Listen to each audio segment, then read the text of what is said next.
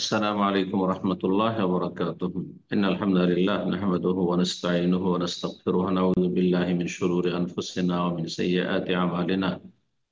من يهده الله فلا مضل له ومن يضلل فلا هادي له.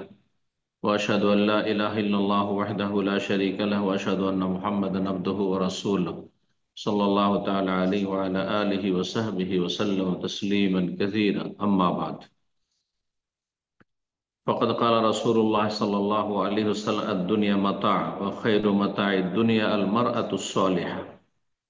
সম্মানিত শ্রোতা দর্শক মণ্ডলী, যে যেখান থেকে আমাদের সাথে এই জুমের গুরুত্বপূর্ণ সাপ্তাহিক প্রোগ্রামে যুক্ত হয়েছেন, তাদের সবাইকে আন্তরিক সালাম, মোবারকবাদ এবং দোয়া এবং সার্বিক কল্যাণ কামনা আপনাদের করি। আল্লাহ রাব্বুল আলামিন যেন আমাদের যে যেখানে আমরা আছি শান্তিতে রাখেন এবং শান্তি লাভের, সার্বিক শান্তি লাভের, দারুস সালাম জান্নাত, জান্নাত লাভের জন্য আল্লাহ রাব্বুল আমাদেরকে যথাযথ মেহনত পরিশ্রমের নেক আমল করার তৌফিক দান করেন, গুনাহের বোঝাকে হালকা করার তৌফিক দান করেন, তওবা ইস্তিগফার বেশি বেশি করার তৌফিক দান করেন।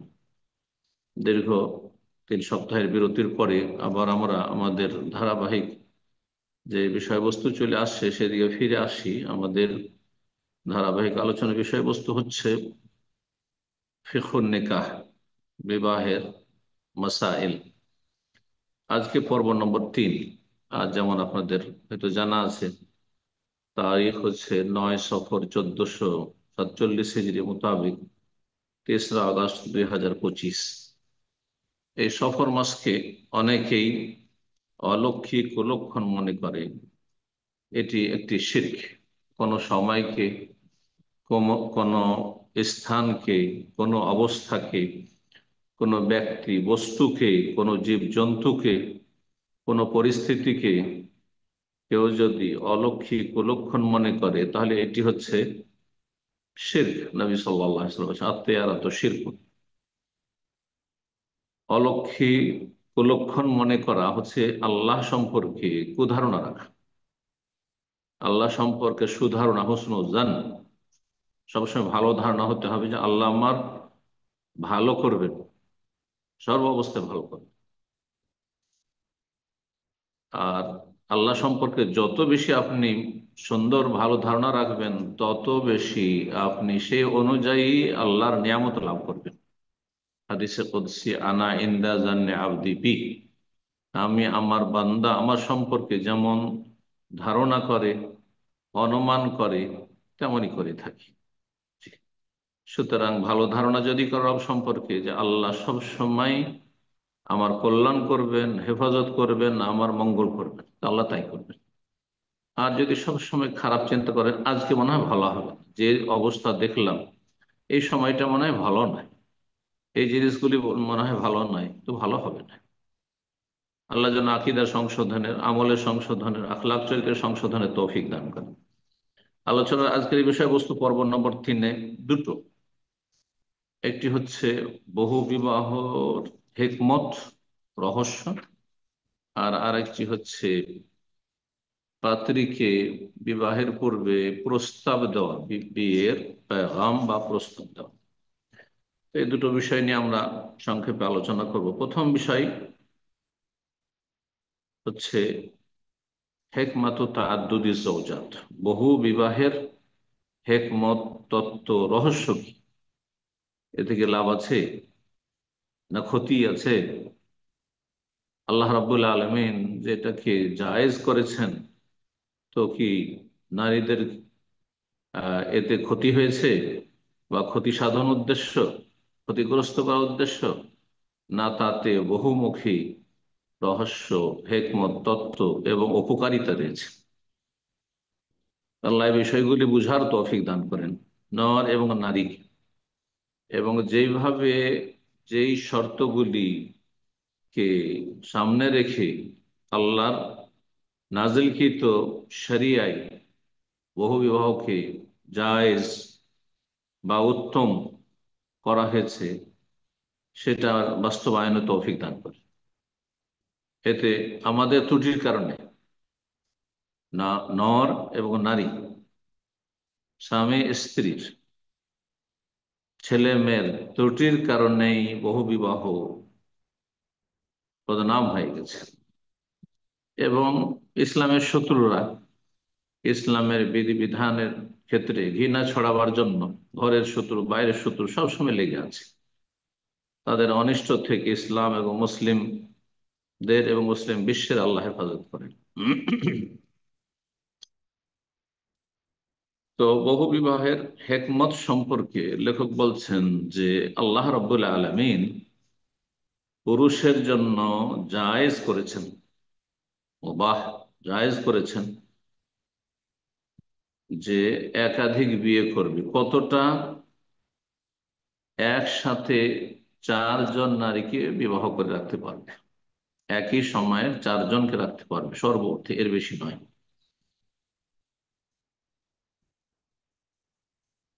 কিন্তু এটাকে লাগামহীন ছেড়ে দেওয়া হয়নি, খেয়াল খুশি যা ইচ্ছা তাই করবে এর উপরে ছেড়ে দেওয়া হয়নি, বরং এর জন্য শর্ত লাগানো হয়েছে।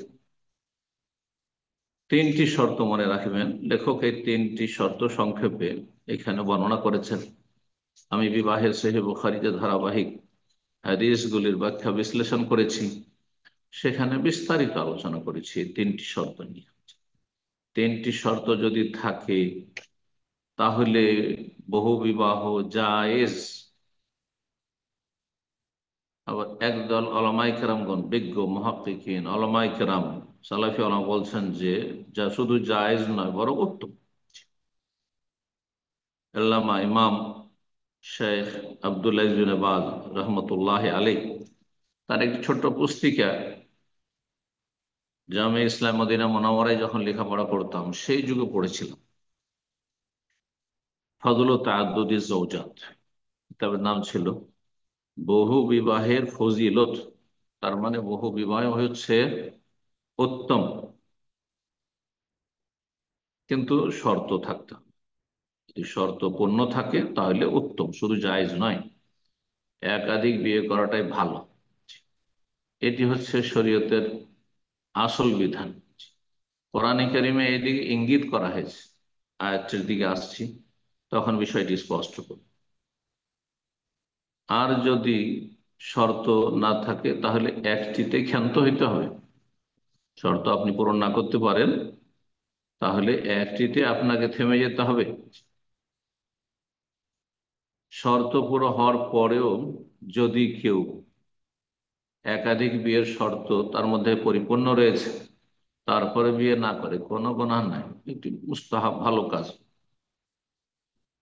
যদি সে করতে পারত তাহলে সেটা ভালো ছিল তার জন্য, আহ, আর তার উম্মার জন্য, মুসলিম জাতির জন্য, মুসলিম জাতির নারীদের জন্য, আর মুসলিম জাতিকে গুনাহ থেকে রক্ষা করার জন্য, মুসলিম জাতির সংখ্যা বাড়ানোর জন্য, আল্লাহর বান্দাদের সংখ্যা, আল্লাহর জমিনে আল্লাহর ইবাদত বন্দেগী কারীদের সংখ্যা বৃদ্ধি পাবে, এটি শরীয়তের একটি মৌলিক বিষয়। এই সমস্ত হিকমাগুলি রয়েছে। তো লেখক বলছেন যে চার পর্যন্ত একজন পুরুষ বিয়ে করতে পারে, কিন্তু শর্ত হচ্ছে বেশারত, শর্ত হচ্ছে এক নম্বর আইন এখন আইন দাহ কুদরাতুন বাদানিয়া, তার শারীরিক যেন শক্তি থাকে, শারীরিক শক্তি থাকে। নবী সাল্লাল্লাহু আলাইহি ওয়াসাল্লাম এদিকে ইঙ্গিত করেছে, ইয়া মাশার শাবাব, হে যুবক ছেলেরা, মান ইসতাতা মিনকুমুল বাআতা, তোমাদের মধ্যে যার শক্তি রয়েছে। এ বাতের শক্তি, বাতের অর্থ দুটি। প্রথম অর্থ হচ্ছে শারীরিক শক্তি, কারণ শারীরিক শক্তি যদি না থাকে, জনশক্তি না থাকে, তো বিয়ে করে লাভটা কি? কেন বিয়ে করবে সে? সে তো হক আদায় করতে পারবে না, সে তো যাকে বিয়ে করবে তাকে গুনাহ থেকে রক্ষা করতে পারবে না। শারীরিক শক্তি। আর দ্বিতীয় অর্থ বাতের হচ্ছে তার সাথে আর্থিক শক্তি, নাফাকা, ভরণ পোষণের শক্তি, যেন হেম্মত থাকে যে আমি ভরণ পোষণ দিতে পারবো। শারীরিক শক্তি থাকতে হবে এক। অকুদরাতুন মালিয়া, দ্বিতীয় শক্তি হচ্ছে আর্থিক শক্তি, সামর্থ্য থাকতে হবে যে দুটো স্ত্রীকে সসম্মানে রাখতে পারবেন। এই না যে একই রুমে ঢুকিয়ে রাখবেন, একই উঠানে রাখবেন, আর ডেইলি ঝগড়া ফাসাদ চলতে আছে। একাধিক বিয়ে কিসের জন্য? একের বেশি কেন বিয়ে করেছেন আপনি? আপনি সুখে থাকার জন্য না অশান্তি সৃষ্টি করার জন্য? নিজের জন্য অশান্তি, আর আপনার স্ত্রীদের জন্য অশান্তি, এই জন্য আপনার বাপ মায়ের জন্য অশান্তি, আপনার আত্মীয় স্বজনদের জন্য অশান্তি, আপনার ছেলে মেয়েদের জন্য অশান্তি, এই জন্য না, মোটেই না, মোটেই না। তাহলে আপনাকে দুই স্ত্রীর জন্য, হ্যাঁ, ভিন্ন ভিন্ন বাড়ির ব্যবস্থা করতে হবে। সেটা আপনার খড়েরই হইতে পারে, খড়ের যুগ থাকে। টিনের যুগ থাকলে আপনার গ্রামে তাই আছে, টিনের বাড়ি হইতে পারে। যেমন অবস্থায় আছেন তেমন হইতে পারে, কিন্তু দুটো ভিন্ন ভিন্ন বাড়ি হইতো, যাতে ফিতনা ফাসাদ থেকে, অশান্তি থেকে, বিশৃঙ্খলা থেকে, সীমা লঙ্ঘন থেকে, মানে মানুষ যখন নিজেকে আয়ত্তে না রাখতে পারে, বিশেষ করে সতীনের যে, হ্যাঁ, জ্বালা, সেটা বরদাস্ত না করতে পারলে অনেক সময়, হ্যাঁ, আল্লাহ ভীরু মহিলাও সীমা লঙ্ঘন করতে পারে, কাবিরা গুনাহে লিপ্ত হইতে পারে, বান্দার হক নষ্ট করতে পারে। যার ফলে এসব থেকে রক্ষা করতে হবে, আলাদা আলাদা বাড়ি করে দিতে হবে। কুদরাতুল মালিয়া, খাওয়া দাওয়ার ব্যবস্থা দিতে হবে। যেসব হকুক রয়েছে সেই হকগুলি আদায় করতে হবে। আর্থিক শক্তি হইতে হবে। 3 নম্বর হচ্ছে অকুদরাতুন আলাল আদলে বাইনাহুন্না, এবং এতটা ক্ষমতা থাকতে হবে যে একাধিক স্ত্রীর মাঝে যাতে করে সে সুবিচার প্রতিষ্ঠিত করতে পারে, ইনসাফ করতে পারে। যেটিকে আমি নিজের ভাষা বলি কুদরাতু ইমানিয়া, ইমানি শক্তি, তাকওয়ার শক্তি, আল্লাহ ভীরুতার শক্তি। ইমান এবং তাকওয়া, আল্লাহর ভয় ভীতি এতটা রয়েছে যে আপনি একটু ডানে বামে ঝুঁক যাবেন না, একজনের দিকে ঝুঁকে যাবেন না আপনি। অন্তর আপনার, হ্যাঁ, যেহেতু আয়ত্ত নেই রব্বুল আলামিন যিনি, হ্যাঁ, মালিকুল কুলুব, তার হাতে, সেজন্য অন্তরের ভালোবাসার কম বেশি অনিচ্ছাকৃত যেটা হয়ে যাচ্ছে সেটা আল্লাহ মাফ করেছেন। কিন্তু ইচ্ছাকৃত আপনি কোনো দিকে ঝুঁকে যাবেন, ফালা তামিলু কুল্লাল মাইল, আল্লাহ বলছেন। হ্যাঁ, মোটেই এইভাবে ঝুঁকে যেতে পারবে না। ফাতাযারুহা কাল মুআল্লাকা, একটিকে ঝুলন্ত অবস্থায় হ্যাঙ্গিং রেখে দেবে। হারাম, ঠিক হবে, এরকম। এই 3টি শর্ত: শারীরিক শক্তি, আর্থিক শক্তি, ইমানি শক্তি, তাকওয়ার শক্তি, আল্লাহ বুঝার এবং আল্লাহ ভীরুতার আমল করার তৌফিক দান করেন। লেখক বলতে চাইছেন যে এটি হচ্ছে মোবাহ, কিন্তু যেমনটা বললাম যে একদল বিজ্ঞ আইম্মায়ে কেরাম, ওলামায়ে কেরাম বলেছেন যে এটি ফজিলতপূর্ণ, ও বিবাহ ফজিলত। জি। কেন বহু বিবাহ, কেন এই শর্ত সামনে রেখে যদি শর্ত পূরণ করতে পারেন তো আপনার জন্য সেটি ভালো। কেন? লেমাফি জালিমাল মাসালিহিল কেসিরা, কারণ এতে বহুমুখী উপকারিতা রয়েছে, বহুমুখী উপকারিতা রয়েছে। চিন্তা করুন, একজন পুরুষ, সে তার চাইতে হয়তো 5 বছর 10 বছরের ছোট মেয়েকে বিয়ে করবে বয়সে, কিন্তু কিছু কিছু মেয়ে আছে যারা অবিবাহিতা, যাদের বয়স বেশি হয়ে গেছে, 25-30-এর পার হয়ে চলে গেছে, 35-40 হয়ে গেছে। শুধু একটিতে ক্ষান্ত যদি হয় সবাই, তাহলে বিয়ে করতে চাইবে না, কিন্তু দ্বিতীয় তৃতীয় চতুর্থ হিসাবে হয়তো এই বয়সিকা মেয়েগুলোকে বিয়ে করতে চাইবে। অনেকে একজন স্ত্রী রাখলে সে তালাক প্রাপ্তা বিয়ে করবেন না, বিধবা বিয়ে করবেন না, কালো বিয়ে করবেন না, হ্যাঁ, অসুন্দরী বিয়ে করবে না, হ্যাঁ, সব দিক থেকে একবারে দেখবে ভালো, হ্যাঁ, গরিবের মেয়েকে বিয়ে করবে না, ইত্যাদি ইত্যাদি।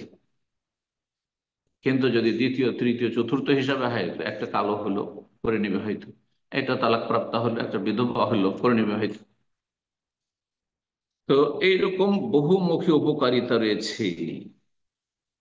আর এই মেয়েগুলি যাদের বয়স বেশি হয়ে গেছে বা যারা সুন্দরী নয়, বা যারা অভাবের কারণে যেসব মেয়েদের বিয়ে হচ্ছে না, বিয়ে করছে না কেউ, এই মেয়েগুলি যদি অবিবাহিত থেকে যায় সারা জীবন, তাহলে এদেরকে গুনাহ থেকে রক্ষা করবে কে? গুনাহ থেকে বাঁচানোর জন্য ব্যবস্থা করার দায়িত্ব, ফারজে কিফায়াত উম্মত মুসলিম আর মুসলিম উম্মাহ। আমরা কি করলাম তাহলে তাদের গুনাহ থেকে বাঁচানোর জন্য? আমাদের করণীয় তো আমরা করলাম না, ফারজে কিফায়াত করলাম না, তাহলে বিষয়টি চিন্তার। এই জন্য লেখক বলছেন মিন ইফাত ফারজি, প্রথম কথা নিজেকে গুনাহ থেকে বাঁচাবে। অনেক পুরুষ আছে আল্লাহ তাদের জনশক্তি বেশি দিয়েছেন, অথবা চোখের চাহিদা, হ্যাঁ, মনের চাহিদা, যে একটি তার যথেষ্ট হয় না, একটির পর গুনহার দিকে মন যায়, দুটি তিনটি থাকলে আর গুনহার দিকে মন যাবে না, তার সে নিজের গুনাহ থেকে বাঁচাতে পারবে। ইফাতে ফারজেহি, নিজেকে সচ্চরিত্রের অধিকারী বানাতে পারলো, নিজের গুপ্তাঙ্গের হেফাজত করতে পারলো একাধিক বিয়ের মাধ্যমে। ও এফাফে মাইয়াতে যাওয়া যখন না, আর যেসব নারীদেরকে বিয়ে করলো তাদেরকেও গুনাহ থেকে রক্ষা করতে পারলো। এরা যদি অবিবাহিতা থেকে যায় সারা জীবন, তাহলে এক সময় ডিপ্রেশনে চলে আসবে, এক সময় সর্বনাশ তাদের হয়ে যাবে শারীরিক মানসিক, অথবা এক সময় গিয়ে হ্যাঁ ব্যভিচারে লিপ্ত হয়ে যাবে। আল্লাহ হেফাজত করুন। মুসলিম ভাই বোনদের আল্লাহ হেফাজত করুন, মুসলিম ছেলে মেয়েদের আল্লাহ হেফাজত করুন। সুতরাং যাদেরকে বিয়ে করে তাদেরকে গুনাহ থেকে রক্ষা করবে, এই উদ্দেশ্য, এই হেকমা। 3 নম্বর ফায়দা হচ্ছে ওয়াল ইহসান ইলাইহিন্না, এসব মেয়েদের উপকার করলো, যাদেরকে দ্বিতীয় তৃতীয় চতুর্থ হিসাবে বিয়ে না করলে হয়তো মেয়েগুলির বিয়ে হইতো না, তাদের উপর এহসান করলো, অনুগ্রহ করলো। তালাক প্রাপ্তার বিয়ে হয় না সমাজে আজকাল, বিধবার বিয়ে হয় না সমাজে আজকাল। হিন্দু সভ্যতা আমাদেরকে গ্রাস করেছে, বিজাতি সভ্যতা, যে যদি কোনো মহিলা বিধবা হয়ে যায় তাহলে সে রাক্ষসনী, নওজুবিল্লাহ, সে তার স্বামীকে খেয়েছে, এসব গাল খেতে হয় এইসব মেয়েদেরকে। বিবাহ করলে আর এইসব গাল খেতে হবে, সসম্মানে স্বামীর সাথে দ্বিতীয় তৃতীয় চতুর্থ স্ত্রী হিসাবে জীবনযাপন করবে। চতুর্থ হিকমা হচ্ছে অতাকসির নাসল আল্লাযী তাকসুরু বিহিল উম্মাহ, প্রজন্ম বৃদ্ধি পাবে। আপনি একটি স্ত্রী বিয়ে করলে আজকাল যে সিজার শুরু হয়েছে, যে দুটো তিনটার বেশি তো ভাবাই যায় না হয়তো। হ্যাঁ, এত ভয় দেখাচ্ছে যে দুটোই নিতে চায় না। আর এত ইমান দুর্বলতা হয়েছে যে হ্যাঁ, পয়সার ক্ষেত্রে পুরো দুনিয়া যদি দিয়ে দেওয়া হয় তবু খাই খাই মিটবে না, আরো আর এক দুনিয়া চাইবে। লপ্তাকা সালসান, দুটো দেওয়া হলে তিনটি, তৃতীয় বিশ্ব চাইবে। আর ছেলে মেয়ের ক্ষেত্রে বলছে দুটোর পর আর নাই, ছেলে হোক আর মেয়ে হোক একটি মাত্র। নাউজুবিল্লাহ। এই তো হচ্ছে মুসলিম জাতির অধিকাংশের অবস্থা। জি। তো আপনি যখন দুটো তিনটে চারটে বিয়ে করবেন, হ্যাঁ, একটি স্ত্রীতে খুব বেশি হলো 5টা 7টা 8টা, হ্যাঁ 9টা হইলো, কিন্তু দুটো তিনটে স্ত্রী হলে আরো বেশি ছেলে মেয়ে, 15টা 20টা 30টা 40টা হইতে পারে এক একজনের। জি। তাহলে উম্মাতে মুসলিমার সংখ্যা বাড়লো, আপনি প্রজন্ম বাড়ালেন। জি। মানব জাতিকে আল্লাহ রাব্বুল শ্রেষ্ঠ করে সৃষ্টি করেছেন। ওয়ালাকাদ কাররামনা বানি আদম, আদম সন্তান সবচেয়ে শ্রেষ্ঠ, তাদের সংখ্যা বাড়ালেন আপনি। আর বিশেষ করে 5 নম্বর হিকমা ওয়ায়াকসুরু বিহি মাইয়া আবুদুল্লাহ ওয়াহদাহ, যারা এক আল্লাহর ইবাদত করে, তৌহিদ ভিত্তিক সুন্নাহ ভিত্তিক, শিরক বিদআত থেকে বেঁচে থাকবে, নাস্তিকতা থেকে বেঁচে থাকবে, হ্যাঁ, বাতিল থেকে কুফর থেকে বেঁচে থাকবে, আর এক আল্লাহর ইবাদত করে মুসলিমের ছেলেমেয়েরা, এদের সংখ্যা বৃদ্ধি করলেন। আল্লাহর জমিনে আল্লাহর ইবাদতকারী সংখ্যা বৃদ্ধি করলেন আপনি। আপনার বেশি বেশি ছেলে মেয়ে নেই, যেটা এক স্ত্রী দ্বারা সম্ভব নয় হয়। তারপরে বলছে ফাইন খাফা, যদি আশঙ্কা হয়, আল্লাহ ইয়াদিলা বাইনাহুন্না, যে এদের মাঝে আমি বিয়ে যদি করি দুটো তিনটা, তো আমি ইনসাফ করতে পারবো না, ইমান দুর্বল আমার, হ্যাঁ শরীর স্বাস্থ্য দুর্বল একেবারে, হ্যাঁ আর্থিক অবস্থা খুব খারাপ, দ্বিতীয় বিয়ে করলে দ্বিতীয়টা দেখবেন, প্রথমটা দেখবেন না, অথবা প্রথমটা চাবেন দ্বিতীয়টাকে দেখবেন না, সুযোগের সন্ধানই থাকবেন। যদি ইনসাফ করতে অপারগ হন, ভয় হয়, আশঙ্কা হয়, ফালাইসা লাহু ইয়াতাজাওয়াজু ইল্লা ওয়াহিদ, তাহলে একটি বিয়ে করবেন, একটি বেশি বিয়ে করা যায় নয়। তখন একটি বিয়ে করার যদি সাহস না থাকে, তখন শরীয়তে আর একটি বিধান রয়েছে, দাসীর প্রথা, যেটি আজকাল বর্তমান নেই। সে লেখক বিষয়টি উল্লেখ করেছেন। আল্লাহ রাব্বুল সূরা নিসা আয়াত নম্বর 3 ইরশাদ করে, ওয়াইন খিফতুম আল্লাহ তুকসিতু ফিল ইয়াতামা, তোমাদের যে আশঙ্কা হয় যে তোমরা এতিম মেয়েকে বিয়ে করলে তার যথাযথ হক আদায় করতে পারবে না, সুবিচার করবেন না। কারণ এতিম তোমার বাড়িতে লালিত পালিত হয়েছে এতিম মেয়েটি, আর তারপরে হয়তো নয় ছয় করবে, তার মোহর দিতে গিয়ে হক ঠিকভাবে দেবে না, আর সে কিছু বলতেও পারবে না, যেহেতু আপনার দান অনুদান খেয়ে বড় হয়েছে। তাহলে ওদেরকে বিয়ে করিও না, আল্লাহ বলছে। এতিম মেয়েকে অন্য জায়গায় বিয়ে দাও, তুমি নিয়ে বিয়ে বিয়ে করিও না, আর তোমার ছেলের সাথে বিয়ে দিও না। ফানকিহুমা তাবা লাকুম মিনান নিসা, তোমাদের জন্য যা পছন্দ হয় নারী জাতি থেকে বিয়ে করো। মাসনা ওয়া সুলাসা ওয়া রুবা, দুই দুই, একসাথে দুইজন করে রাখেন। সোলাসা তিন তিনটি করে রাখেন, ও রোবা চার চারটি করে রাখেন। একই যুগে তো দুই দিয়ে আল্লাহ শুরু করেছেন। যে কথাটি বলছিলাম, যে বহু বিবাহই আসল শরীয়তের উত্তম। এর দলিল হচ্ছে আল্লাহ এক স্ত্রী দিয়ে শুরু করেননি। মাস না দুই দুই বিয়ে করো, হ্যাঁ, তিন তিন বিয়ে করো, চার চার বিয়ে করো। ফাইন খিফতু আল্লাহ তাদেলু, যদি এই ভয় হয় যে ইনসাফ করতে পারবো না, দুটো একসাথে রাখলে, তিনটে একসাথে রাখলে, চারটে একসাথে রাখলে, ফাওয়াহিদা, তখন একটি করো। তাহলে অপারগ হলে একটি আল্লাহ বলেছেন। তার যেটা আগে উল্লেখ করেছেন সেটি হচ্ছে উত্তম, অর্থাৎ বহু বিবাহ হচ্ছে উত্তম। এটি হচ্ছে শেখ বাজ রাহিমাহুল্লাহর দলিল কোরআন কারীমের আয়াত থেকে, আর বেশ হাদিস এবং আসার সালাফে সালেহিন সাহাবায়ে কেরামদের নিয়ে এসেছেন।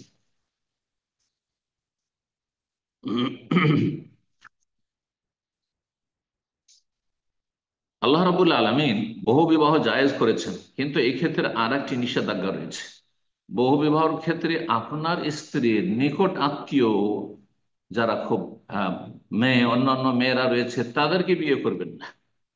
যাদের সাথে খুব কাছের রক্তের সম্পর্ক রয়েছে, ঘনিষ্ঠ সম্পর্ক রয়েছে, আত্মীয়তার, যেমন আপনার স্ত্রীর বোনকে বিয়ে করতে পারবেন না, আপন বোন, সৎ বোন, বৈমাত্রীয়, বৈপিত্রীয়, হ্যাঁ, হ্যাঁ, এগুলোকে বিয়ে করতে পারবেন না। দুধ বোন, এইরকম আপনার স্ত্রীর সাথে দ্বিতীয় বিবাহ হিসাবে, তৃতীয় হিসাবে আপনি আপনার তার ফুফুকে বিয়ে করতে পারবেন না।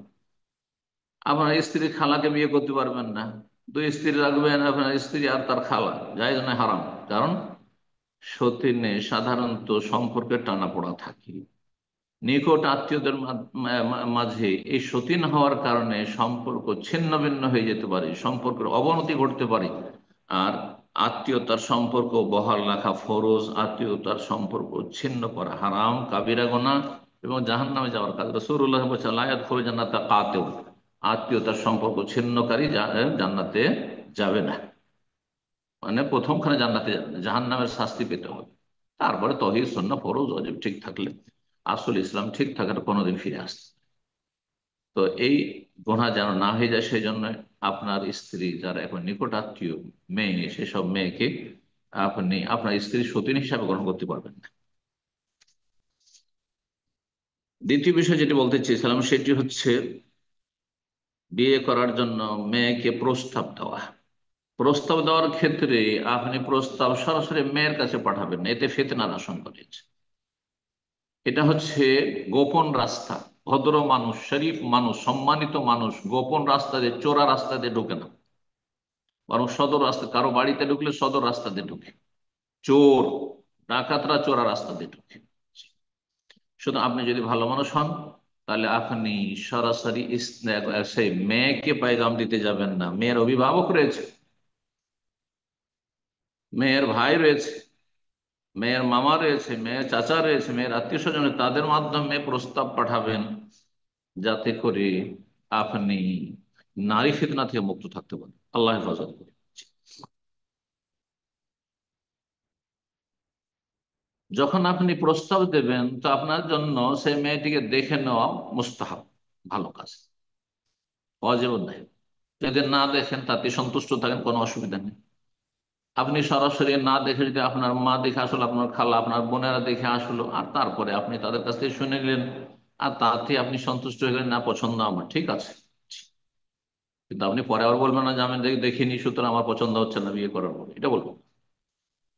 বলছেন লেখক, ইয়াস্তাহেব বলে মান আরাদা খিতবাতা ইমরা, কোন মহিলাকে যদি আপনি প্রস্তাব দিতে চান, তার জন্য মুস্তাহাব হচ্ছে, ওই ব্যক্তির জন্য মুস্তাহাব হচ্ছে আইয়া নজরা মিনহা মায়াদু এলা নিকাহিহা বিলা খালওয়া, আপনি তাকে দেখে নেবেন যেটা আপনাকে আকৃষ্ট করে তাকে বিয়ে করার জন্য, যাতে আকৃষ্ট হইতে পারে। পছন্দ হইলো তাহলে না, আর এমনি হয়তো শুনেছেন, অথবা আপনার তার সম্পর্কে ধারণা নেই যে কেমন, তাহলে আপনার আগ্রহ নাও হইতে পারে। কিন্তু যেটা হারাম এই ক্ষেত্রে, বেলা খালওয়াতে, নির্জনতা, দেখতে গিয়ে রুমে 10 মিনিট, 15, আধা ঘন্টা, আচ্ছা আপনারা একটু ফিরিয়ে গল্প করেন। আমাকে একজন ভিআইপি ভাই হজে এসেছে, আর হজে এসে বলছে যে আমি, আমার মেয়েরও তো একটা স্বাধীনতা আছে, নওয়াজুবিল্লাহ, এত জাহালাত এদের মধ্যে, আমার মেয়ের তো স্বাধীনতা আছে, সেই জন্য আমরা ওকে ওই ছেলের সাথে আধা ঘন্টা 1 ঘন্টা গল্প করার জন্য ছেড়ে দিলাম, আর তারপর তখন রুমে গল্প করতে থাকলো, আমরা সরে গেলাম, আর তারপরে তাদের যদি একটা অ্যাডজাস্টমেন্ট হলো, তারপরে যদি বললো যে হ্যাঁ ঠিক আছে ওকে, তখন বিয়ে দিলাম। হারাম, এটা জায়েজ নয়, এটা নির্জনতা, হারাম। জি, এ অনুমতি বাবা মা দেয়, তারাও গুনাহগার, এবং সে মেয়ে গুনাহগার, সেই ছেলে গুনাহগার। লেখক বলছে বেলা খালো, নির্জনতা না, সবার সামনে, মেয়ের মায়ের সামনে, মেয়ের বাবার সামনে, মেয়ের ভাই বোনের সামনে। জি, ওয়ালা ইউসাফে হা, মোসাফা করবেন না, হ্যান্ডশেক করবেন না। ওয়ালা আও ইয়ামাসসা বাদানা, শরীর স্পর্শ করে দেখবেন না, যে দেখি নরম না শক্ত, হ্যাঁ হাত পাগুলো, না জায়েজ না। ওয়ালা ইয়ানসুর মারা মিনহা, যদি তার শরীরে কোনো কিছু আপনার অপ্রীতিকর মনে হয়, দেখতে পছন্দ না হয়, বা কোনো যা দোষ ত্রুটি আইব আছে, আপনি কি রাস্তাঘাটে বলে বেড়াবেন না যে মুখের মেয়ে দেখতে এমন। ওয়ালিল মারআতি আন তানজুরা ইলা খাতিবিহা কাযালিক, এইরকমই মেয়েও প্রস্তাব দাতাকে দেখতে পারে, তার দিকে তাকিয়ে দেবে। এই নয় যে আমাদের দেশের ওই গ্রামে গঞ্জের মেয়েদের মতো এবার মাথা নিচু করে থাকবে আর দেখবেন, দেখবে। আর আজকালকার এই কলেজ, স্কুল কলেজ ইউনিভার্সিটি সহ শিক্ষায় যে বেহায়া আর ফ্রি মিক্সিং, এটাও যেমন হারাম তেমনই এটা পছন্দনীয় নয়। যে দেখতে এসছি, একটুও সে মেয়েটি দেখলো না, আর বিয়ে হয়ে স্বামীর ঘরে গিয়ে বলছে আমার পছন্দ না এইসব। হ্যাঁ, দেখতে করছি, দেখতে কালো না, দেখেনি কালো না সাদা, সুন্দর না, আর কিছু দেখে দেখেন। তো মেয়েও দেখে নিবে এক নজর তাকে, ফাইলাম এত আস্তে আল্লাহর নজর এলে, যদি মেয়েটিকে দেখা সম্ভব না হয়, তো সুযোগ হইল না অথবা সম্ভব হলো না যে কোনো কারণে, বা আসা ইমরাতান সেকাতান, আপনার আস্থাভাজন কোনো মহিলাকে পাঠান আপনি, আপনার যার উপর আস্থা আছে, সে দেখে আসবে, সুম্মাতা সিফাহাল্লাহু, আর তারপরে আপনার সামনে তার গুণাবলী বর্ণনা করবে যে হ্যাঁ দেখতে এমন, আর এইসব যোগ্যতা রয়েছে। আজকাল শিক্ষা দীক্ষা দেখা হচ্ছে, সুতরাং সেটা দেখে নেবেন, যা আপনার যা প্রয়োজন দেখে নেবেন, আর তারপরে আপনার পছন্দ হলে বিয়ে বসবেন। মাসলা আরেকটি বলছেন লেখক এখানে, যদি কোনো মহিলার স্বামী মারা যায়, বিধবা হয়, তারপরে দ্বিতীয় সংসার করে, সুম্মা তাজাওয়াজাত বাদাহু, তার অন্য স্বামীর সাথে বিয়ে বসে, তাহলে জান্নাতে কার সাথে থাকবে? দুইজনে, আগের স্বামীও জান্নাতি আর এই পরের স্বামী জান্নাতি, কার সাথে থাকবে? বলছেন ফাহিয়ালি আখেরে আজওয়াজিহা ইয়াউমাল, কয়েকজন স্বামী যদি গ্রহণ করে থাকে, একজন পর একজন মারা গেছে, আবার বিয়ে করেছে, আবার বিয়ে করেছে, যেমন সাহাবা ইকরাম তাবেঈনদের জামানে এমনটাই হতো, বিনা বিবাহতে বিধবারা থাকতেন না কেউ, এক মহিলার কয়েকবার করে বিয়ে হইত। জি, স্বামী মারা গেছে, স্বামী শহীদ হয়েছে, তারপর আবার সাথে সাথে বিয়ে, ইদ্যত পার হলে বিয়ে বসেছে। তো বিধবারা আজকাল এমনিতে ছেলে মেয়েদের মানুষ করার বাহানায় থেকে গিয়ে গুনায় লিপ্ত হচ্ছে, অধিকাংশ অধিকাংশ গুনায় লিপ্ত হচ্ছে, আল্লাহ হেফাজত করুন।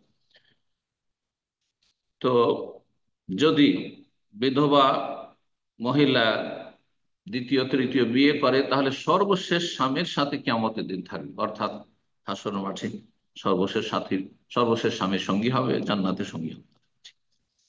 বিবাহ শাদীর ক্ষেত্রে আজকাল আর একটি নাজায়েজ কাজ হচ্ছে, সেটা হচ্ছে ছবি দেওয়া। ছবি দেওয়া জায়েজ নয়, ছবি নেওয়াও জায়েজ নয়। হতে পারে তার সাথে বিয়ে হলো না, ছবিটি অন্য হাতে চলে যেতে পারে। জি, হ্যাঁ, বিভিন্ন ভাবে ব্ল্যাকমেল হইতে পারে, ক্ষতিগ্রস্ত হতে পারে সে মেয়েটি, মেয়ের পরিবার। সুতরাং এটা মোটেই জায়েজ নয়। জি, ইয়াহরম তাবাদুল সুয়ার ফিল খিদবাত ওয়া গায়রিহা, প্রস্তাবের ক্ষেত্রে বা অন্য কোনো ক্ষেত্রে একজন আরেকজন, বান্ধবীকে দিয়ে দিল আমার ছবি, আর তোমার ছবিটা একটু দেখাও, এসব জায়েজ নাই। কারণ হতে পারে বান্ধবী তার স্বামীকে দেখিয়ে দিল, তার ভাইদেরকে দেখিয়ে দিল, আর তার অন্য কোনো ফ্রেন্ডকে দেখিয়ে দিল। সুতরাং এই ছবি, মহিলাদের ছবির লেনদেন আদান প্রদান, এটি জায়েজ নয়। বিয়ে করবে সরাসরি এসে দেখে নেবে।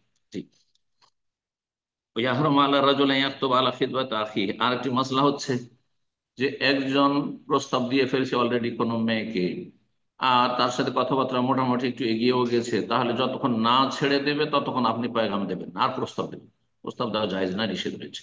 কিন্তু প্রাথমিক অবস্থায় যদি একসাথে কয়েকটা পয়গাম যদি আসে, তো এর বৈধতার দলিল রয়েছে। নবী সাল্লাল্লাহু আলাইহি ওয়াসাল্লামের কাছে ফাতেমা বিনতে কায়েস রাদিয়াল্লাহু তাআলা আনহা এসে বললেন যে ইয়া রাসূলুল্লাহ, আমাকে পয়গাম দিয়েছে মুআবিয়া, আর পয়গাম দিয়েছে আবু জাহাম, এই দুইজন পয়গাম দিয়েছি, আপনার পরামর্শ নিতে এসেছি। তাহলে বোঝা গেল একসাথে দুটো পয়গাম প্রস্তাব গ্রহণ করেছেন তিনি, বা তার পরিবার গ্রহণ করেছে, আর এই দুজন পয়গাম দিয়েছে। তো প্রাথমিক অবস্থায়, এই জন্য ওলামারা বলছেন, আর এটি ঠিক, যে প্রাথমিক অবস্থায় একেবারে যদি থাকে বা একসাথে আসে, তাহলে একাধিক পয়গাম আসলে কোনো অসুবিধা নেই। কিন্তু যখন কথাবার্তা এগিয়ে গেছে তখন আর পয়গাম দেবেন না, জানছেন যে হ্যাঁ অলরেডি কথাবার্তা তাদের চলছে, হ্যাঁ বিয়ে হয়ে যাক অথবা তারা ছেড়ে দিক, বিয়েটা ভেঙে যাক, তারপরে আমি পয়গাম।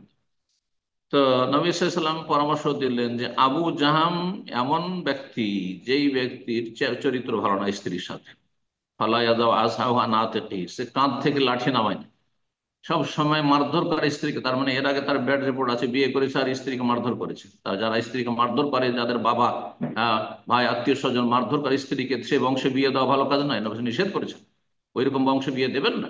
জি, একমাত্র যদি আপনি জানেন যে সে ব্যতিক্রম হয়েছে তার বংশ থেকে বা তার বাপ মা থেকে, সেটা ভিন্ন বিষয়। জি। আর মাউইয়া সম্পর্কে ওর মাউইয়া এক সময় যিনি রাজা হলেন, তিনি একেবারে দরিদ্র, সলুকুন ফকিরুন, অভাবী দরিদ্র, তার কাছে পয়সা কড়ি কিছুই নেই। তুমি এ পথের ফকিরকে বিয়ে করবে, তুমি কি খাওয়াবে? তাহলে কেউ যদি একেবারে গরিব হওয়ার কারণে বলে না, কি খাবে, কি খাওয়াবে সে, তার কোনো কাজকর্ম নেই, কিছু নেই, জমি জায়গাও নেই, বা তার ইনকাম সোর্স নেই, তো এটা কোনো নাজায়েজ কাজ নয়। অনেকে এটার উপর আপত্তি তোলেন যে দিনদার ধার্মিক কেন বিয়ে দিলেন না, বিয়ে দেওয়ার ক্ষেত্রে এখতিয়ার আছে। কেউ যদি মনে করে যে আমি শুধু দিন দেখে বিয়ে দেবো, তার জন্য চাই, কিন্তু মেয়েটার জন্য হিতাকাঙ্ক্ষীও হইতে হবে। যদি আপনি ভালো করার সম্ভাবনা থাকে তো সব দিক থেকে ভালো করার চেষ্টা করবেন। জি। তো নবী সাল্লাল্লাহু আলাইহি ওয়াসাল্লাম মুআবিয়াকে বিয়ে করতে নিষেধ করলেন। আহ বললেন যে ওয়ালাকিন ইনকি হো ওসামা, ওসামা আমার পালক পুত্র যায়েদ বিন হারেসার ছেলে যে ওসামা, ওকে বিয়ে করো। প্রথম দিকে তিনি হ্যাঁ দ্বিধাগ্রস্ত ছিলেন, বিয়ে করতে চাইছিলেন না, কারণ ওসামা দেখতে খুব কালো ছিল। তারপরে নবী সাল্লাল্লাহু আলাইহি ওয়াসাল্লামের পরামর্শে রাজি হয়ে গেলেন। আর তারপর বলছেন আল্লাহ তাতে অনেক আমাকে বারাকা দান করলেন। ঠিক।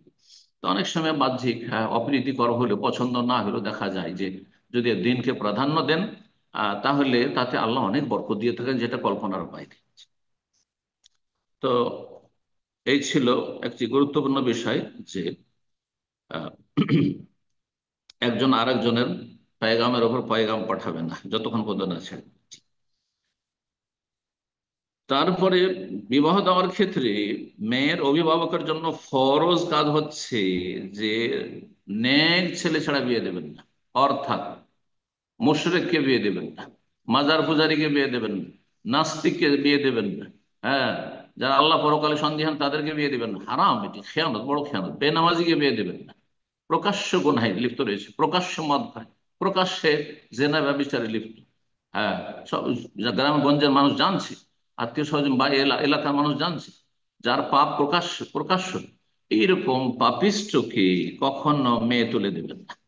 মানুষের ভিতরে আভ্যন্তরীণ কি গুনাহ আছে না আছে এত তদন্তের কোনো প্রয়োজন নেই, কিন্তু বাহ্যিক আপনাকে দেখতে হবে যে আকীদা সহি রয়েছে, আকীদা বড় শিরক বড় কুফরি নেই, আর তারপরে ইমান ভঙ্গের কোনো কারণ তার মধ্যে নেই, সেহের জাদুর সাথে তার কোনো সম্পর্ক নেই, বেনামাজি নয়, ইত্যাদি ইত্যাদি। আর কিছু যদি ত্রুটি থাকে, মানুষের ত্রুটি থাকতে পারে, তাহলে আপনি বিয়ে দিতে পারেন। ভালো ছেলেকে আপনি তুলে দেবেন আপনার মেয়ে, এটি হচ্ছে আপনার আমানত কাঁধে। জি, এই খেয়ানত করলে আল্লাহ কাছে জবাব দিতে হবে। তারপরে ভালো ছেলে যদি পছন্দ হয়ে যায়, তা আমাদের সমাজে মেয়ের বাবা বা মেয়ের আত্মীয় স্বজন ভাই বলবে যে আমার একটা বোন আছে, আমার মেয়ে আছে, তোমাকে আমি জামাই করতে চাই, তোমার সাথে বিয়ে দিতে চাই, এটা আইবের বিষয় না, আইব নয়। এটা সাহাবায়ে কেরাম অহরহ করেছেন, কোনো দোষের কথা নেই। এই জন্য লেখক বলছে ওয়ালা বাসা ইয়ারেজাল ইনসান ইবনাতাহু ওয়া উখতাহু, কোনো অসুবিধা নেই যদি কোনো ব্যক্তি কোনো ভালো মানুষ পেয়ে যায় আর তার সামনে তার মেয়েকে পেশ করে বা বোনকে পেশ করে যে আমার মেয়েকে বিয়ে করে নেন, আমার বোনকে বিয়ে করেন। আল্লাহ আহলিল খাইর ওয়াসসালাহ, ভালো মানুষ যদি পায়, নেক মানুষ পাবে তাসদিদ সমাজ, বিয়ে দেওয়ার জন্য তো কোনো দোষের কথা নয়। জি। আর এর জন্য তিরস্কারও যেন না করা হয় পরে, হ্যাঁ তোমরাই তো দিয়েছিলে, আমরা কি গিয়েছিলাম গরজ করে। এরা বদ প্রকৃতির লোক না, কখনো খোটা দেবে না, আর কখনো খারাপ আচরণ করবে না, কষ্ট দেবে না। তো কথা লম্বা হয়ে যাচ্ছে, এখানে আলোচনা শেষ করি। আল্লাহ রব্বুল আলমিন যেন আমাদেরকে সহি কথা জানার তৌফিক দান করেন এবং সহি শুদ্ধ আমলের তৌফিক দান করেন, আর সমস্ত হারাম নাজায়েজ থেকে বেঁচে থাকার তৌফিক দান করেন। আমাদের সার্বিক জীবনে আর বিশেষ করে দাম্পত্য জীবনে আল্লাহর মুসলিম ভাই বোনদের, মুসলিম ছেলে মেয়েদের আল্লাহ যেন সার্বিক শান্তি দান করেন। জাযাকুমুল্লাহ খাইরান ওয়া সাল্লাল্লাহু ওয়া সাল্লাম নবিয়ানা মুহাম্মদ ওয়া আলা আলিহি ওয়া সাহবিহি আজমাইন।